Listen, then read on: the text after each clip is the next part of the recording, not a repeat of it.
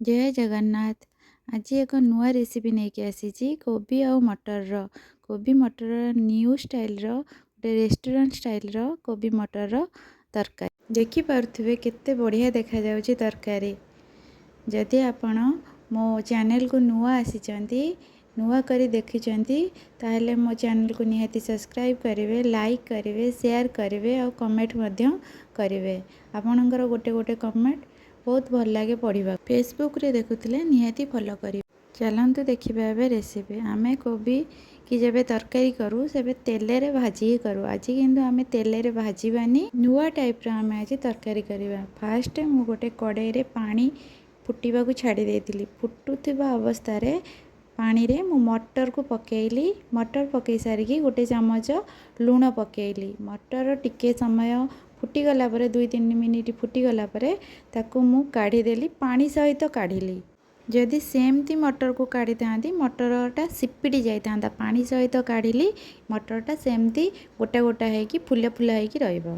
मटर काढ़ी सारा मुझे तादेहरे आलू पकईदेली। आलू किसी समय फुटी सारा मुझे कोबी पकईदेली।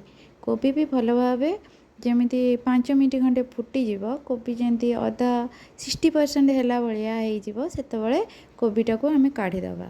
एबे कड़े रे तेल नहीं पियाज भाजिया को पियाज को पूरा स्लाइस भाया काटी पतला पतला किनी काटी ताकू भाजवा को कड़े रे तेल नहीं। कोबी और मटर ए टाइप रो रेसिपी थरे घरे करिकी खातु केमिति लागुची पूरा होटल स्टाइल लगुच कि नहीं कमेंट बॉक्स रे निहाती जणेबे।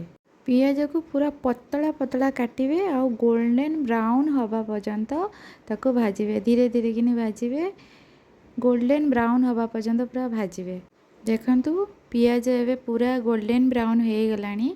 ताको एबे एक प्लेट को काढ़ी दबा। मु एबे ताको एबे प्लेट को गोटे काढ़ी दे। पियाज किछि समय ठंडा हो गला परे ताको गोटे ग्राइंडर जार रे ताको ग्राइंडिंग करिकी ताको रखी दबा। आपण माने कोटु मो वीडियो देखुछंती निहाती कमेंट बॉक्स रे जणाइबे। सब बळे तेल रे भाजिकी कोबी की तरकारी करंती आपण माने यही टाइप रो तरकारी करंतु देखिए केते टेस्टी लागिवो। प्लेट रे जो 2टी टमाटो अदा और रसुण देखुछंती ताकू आमे भल भाबे ग्राइंडिंग कर दबा।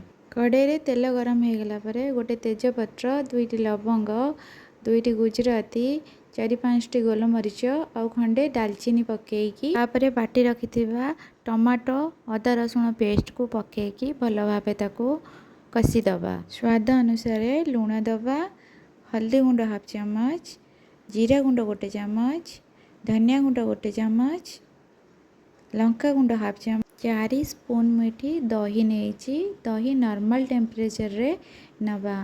फ्रिज रु किछि समय पूर्व बाहर करके आनिकी ताकू बाहर रखी देथिबा। दही की पकेकी लगातार ताकू आमे चलेबा नहेले दही फाटी जिवो।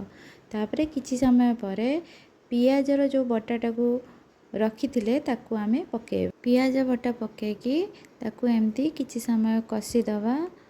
कसी सारा परे देखिए साइड रो एमती तेल बाहरी आसिलानी। तापरे जो मटर को बाहर करके रखिथिले पानी सहित ही मटर को मसला रे पके दबा। तापरे किछि समय फुटी सारा परे तादरे आलू पके दबा। आलू को टिके समय गोले गाई सारिकी तापरे तादरे कोबी की पकेकी भल भाबे ताकू एमती कसी दबा। कोबी मटर को भल भाबे गोले गाड़ेकी तादरे आवश्यक मुताबक पानी दे देबे। मुझे गोटे कप पानी देइछि। आपणको आवश्यक मुताबक केते परिमाणर कोबी आ मटर आलू नहीं से अनुसार आपण सेतरे पानी देवे। प्रथम तो आमे कोबी आ मटर आलू को पानी रे सिझे देथिले निहाती 50-60% सिझी जाइतिला। तापरे एमती मझिरे मझिरे मु खोलिकी देखुची कि कोबी आ आलू भल भाबे सिझिछि कि नाही। देखंतु मुझे एबे छुरी रे मारिकी देखौची कोबी सिझी गलानी। एमती गोटा गोटा ही कोबी आउ आलू ए तरकारी रे रहिले भल लागिवो। देखंतु पूरा सिझी गलानी। वर्तमान मु एथरे गरम मसला पकेबी। लास्ट रे ही गरम मसला पकेबे। गरम मसला मु आपको घरे तैयारी करथिली। आपण मानकर जदि गरम मसला रो रेसिपी दरकार कमेंट बॉक्स रे निहाती आपण माने जणांतु। मु गरम मसला रो रेसिपी निहाती अपलोड करिवि। देखि पारुथिबे କୋବି ଆଉ ଆଳୁ ସେମିତି ଗୋଟା ଗୋଟା ହେଇକି ରହିଛି, ଜମା ବି ଭାଙ୍ଗି ନାହିଁ। ତା ଦେହରେ ଏମିତି ଛୋଟ ଛୋଟ ଲମ୍ବା ଲମ୍ବା ପତଳା ପତଳା କାଟିକିରି ଅଦା ପକେଇକିରି ରେଷ୍ଟୁରାଣ୍ଟ ଷ୍ଟାଇଲ୍ରେ ଏମିତି କରିକି ଆପଣମାନେ ଖାଆନ୍ତୁ ଆଉ ଏନ୍ଜୟ କରନ୍ତୁ। ମୋ ଭିଡ଼ିଓ ଦେଖିଥିବାରୁ ବହୁତ ବହୁତ ଥ୍ୟାଙ୍କ ୟୁ।